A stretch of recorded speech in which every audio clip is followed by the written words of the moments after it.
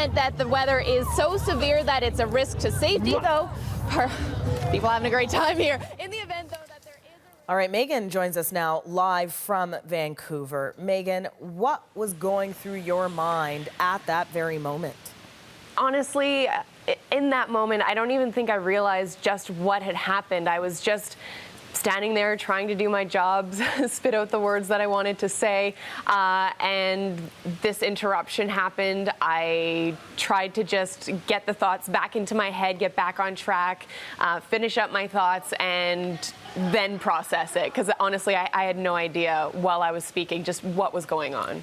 When you look at the video now, a few days later, how are you feeling about it?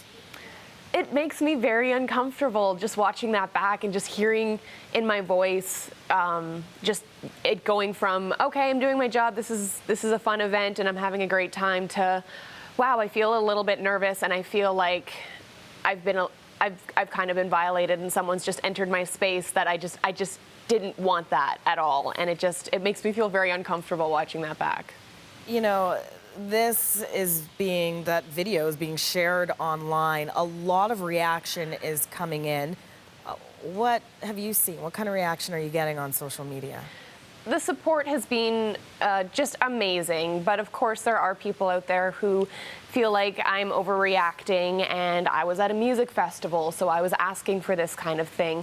And I think the bottom line here is that regardless of what your job is, if you are serving at a coffee shop, if you're a police officer, if you're a teacher, and when you're trying to do your job and you're focused on just doing that, and to have someone run up and to just touch you or kiss you on the cheek or do something unwelcome, it's just not okay. And regardless of where I am or what atmosphere it is, it's just not an okay thing to do to anybody. Mm-hmm. And, you know, people don't seem to understand sometimes, some people anyway, that your office is everywhere. Wherever you're reporting live, that is on the job, and this shouldn't happen.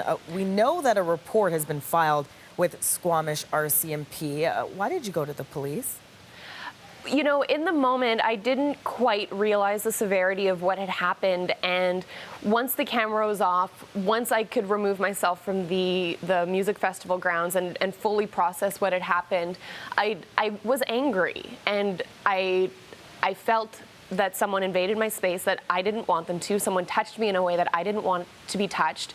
And this is becoming a disturbing trend for people, and I felt like if I didn't do something about it, then I'm making it look like it's okay for people to be doing this to myself as well as my colleagues. This is something that's just becoming all too common, and I felt like this was the least I could do to at least take a step for this to kind of be stopped. Right. How are they classifying your case?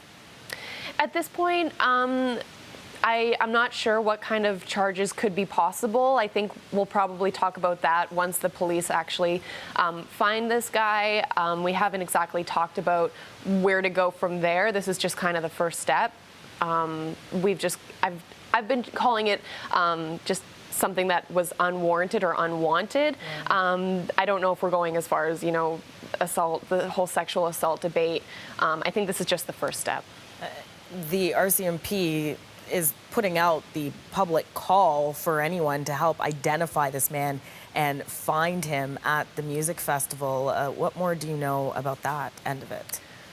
That's as far as I know it's gone. I haven't heard from the police since Friday. For me, ultimately, all I want is for him to recognize that, okay, yeah, you got a laugh and perhaps a selfie, but I was trying to do my job, and I felt embarrassed, and I felt some sort of violation there. And okay, so you got your laugh, but at what expense? And I don't think people think that far. They think, oh, there's a camera, this is hilarious, but there's a person there. Mm-hmm. On-camera harassment of female reporters has been in the headlines recently, quite a bit. Has your experience changed your perspective in any way, knowing the other stories out there? Well, you know, I'd heard all the other stories before, and that's not far from your mind when you're out in the field reporting live. And we're in a live atmosphere. You never know what's going to happen. You kind of have to anticipate every scenario. And I had thought that something could possibly happen here, just given the nature and given the fact that so many people were giving us attention even before I was on camera. But this does change things, and this does change the way that I feel when I do go out.